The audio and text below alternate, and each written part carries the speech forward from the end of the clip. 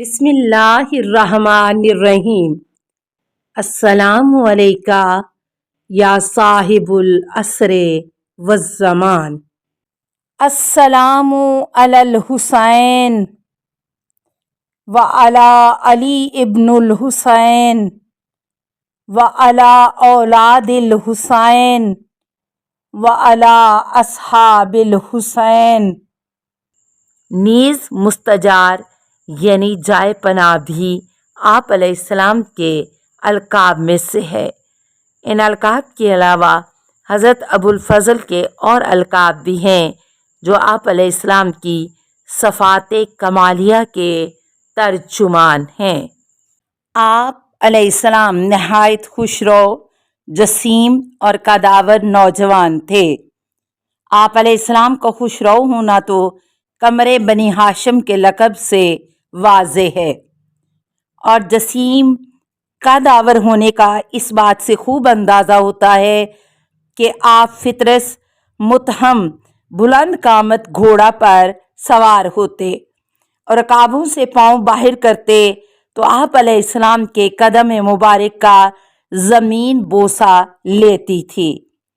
آپ علیہ السلام امام پاک کی فوج ظفر موج کے علمبردار تھے، اور بعض کتب سے منقول ہے کہ آپ علیہ السلام جب رکاب میں پاؤں ڈالتے تو زانوئے مبارک گھوڑے کی گردن کو چھپا دیتے تھے۔ آپ علیہ السلام کا چہرہ مظہر جمال اور روب مظہر جلال الہی تھا۔ اولاد حضرت امیر علیہ السلام میں حضرت امام حسین علیہ السلام کے بعد شجاعت و شہامت میں آپ علیہ السلام کی نظیر کوئی نہیں تھا۔ نیز حسنین شریفین کے بعد علم و فضل، یقین و معرفت، زہد و تقوی اور دیگر کمالات نفسیہ میں یہ اپنی مثال آپ تھے۔ زیارت ناحیہ مقدسہ میں آپ علیہ السلام کی پرخلوص خدمات اور وفاداری و جان بازی کا جن الفاظ سے تذکرہ کیا گیا ہے وہ صرف آپ علیہ السلام کا ہی حصہ ہے۔ امام زین العابدین علیہ السلام سے منقول ہے کہ جنت میں حضرت ابو الفضل العباس علیہ السلام کو 2 پر عطا ہوئے ہیں کہ فرشتوں کے ہمراہ پرواز کرتے ہیں، جس طرح کہ حضرت جعفر طیار کو عطا ہوئے ہیں۔ نیز فرمایا کہ حضرت عباس علیہ السلام کی اللہ کے نزدیک جو قدر و منزلت ہے، قیامت کے روز تمام شہداء اس پر رشک کریں گے۔ علامہ محمد باقر بیرجندی سے کبریت احمر جلد 2 صفحہ 45 سے منقول ہے کہ حضرت عباس علیہ السلام اکابر فقہا اور افاضل اہل بیت سے تھے، بلکہ وہ عالم غیر معلم تھے، اور بعض علماء نے ذکر کیا ہے کہ معصومین سے اس طرح منقول ہے: ان العباس ابن علی زک العلم زکا۔ جب عالم طفولیت میں انہوں نے گہوارہ علم و حکمت میں تربیت پائی اور فضل و دانش کی گود میں نشو و نما حاصل کی تو کیوں نہ وہ ایسے مراتب جلیلہ علمیہ اور منازل رفیع عرفانیہ پر فائز ہوتے۔ کہتے ہیں کہ ایک جلیل القدر بزرگ ہر رات سید الشہداء کی زیارت کو جاتے تھے، لیکن حضرت عباس علیہ السلام کی زیارت صرف شب جمعہ کیا کرتے تھے۔ تو رات کو مخدومہ عالم جناب سیدہ سلام اللہ علیہا نے خواب میں آ کر فرمایا کہ تو میرے فرزند کی زیارت کو کم کم کیوں جاتا ہے؟ تو جواب دیا: اے مخدومہ، میں تو ہر رات زیارت کیا کرتا ہوں۔ مخدومہ نے فرمایا: بے شک تو حسین علیہ السلام کی زیارت کو ہر رات جاتا ہے، اور وہ میرا فرزند ہے، لیکن میری مراد حضرت ابو الفضل العباس علیہ السلام سے ہے، جس کی زیارت تو ہفتے میں 1 دفعہ کرتا ہے۔ مشہور یہ ہے کہ حضرت عباس علیہ السلام کی زوجہ جناب لبابہ خاتون عبداللہ بن عباس کی شہزادی تھیں، اور ان کے شکم مبارک سے حضرت عباس علیہ السلام کے 2 فرزند تھے، ایک کا نام فضل اور دوسرے کا نام عبید اللہ تھا، اور حضرت عباس علیہ السلام کی نسل عبید اللہ سے آگے بڑھی۔ چنانچہ ان کی نسل سے ایک شخص ہلہ کے نزدیک مدفون ہے جس کا نام ابو الاعلیٰ حمزہ بن قاسم بن علی بن حمزہ بن عبید اللہ بن عباس بن علی بن ابی طالب ہے۔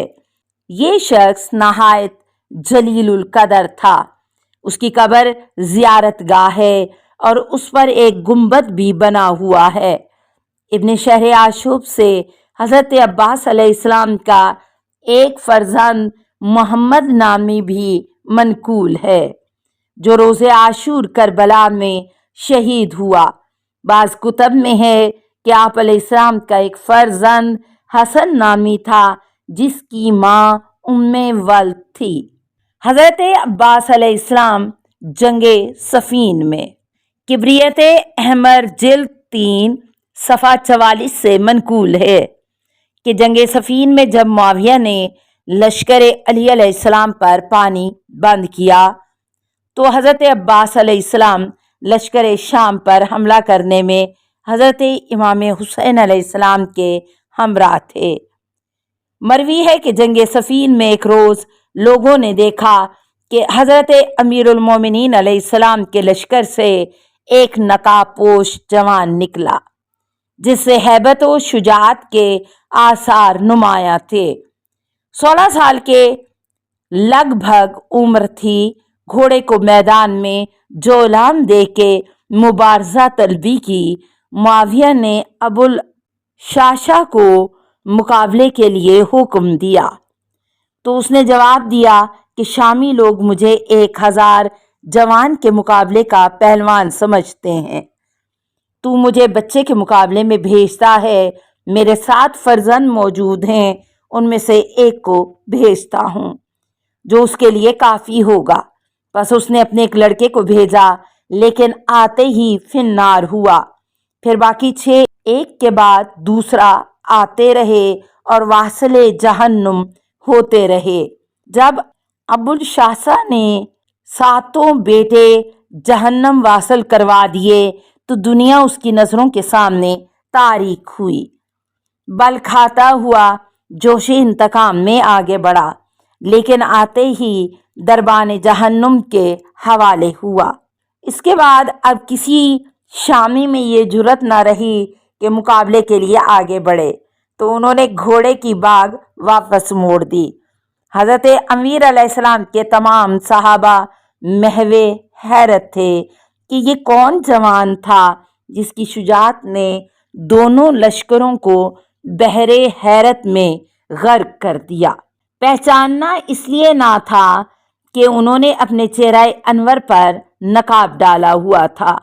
جب واپس آئے تو حضرت امیر علیہ السلام نے بلایا اور نقاب کو ان کے چہرہ نورانی سے ہٹایا۔ تب لوگوں کو معلوم ہوا کہ یہ قمر بنی ہاشم تھے۔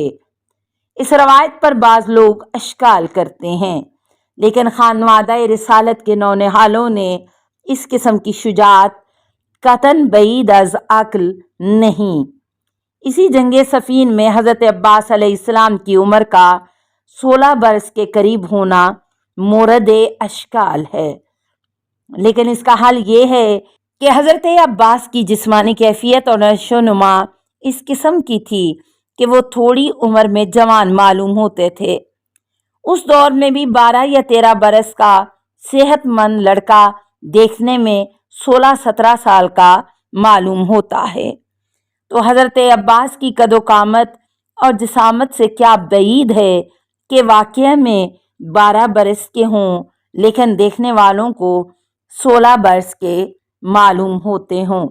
اسی بنا پر مناقب خوارزمی سے منقول ہے کہ حضرت عباس علیہ السلام جنگ صفین کے دوران پورے جوان تھے اور ان کے حق میں تام و کامل کے الفاظ استعمال ہوتے ہیں۔ حضرت عباس علیہ السلام کی وفا شعاری۔ جب ابن زیاد نے ابن سعد کو خط لکھ کر شمر کے حوالے کیا جس کا مضمون یہ تھا: اگر امام حسین علیہ السلام یزید کی بیعت نہ کرے تو فوراً اس کو قتل کر دیا جائے۔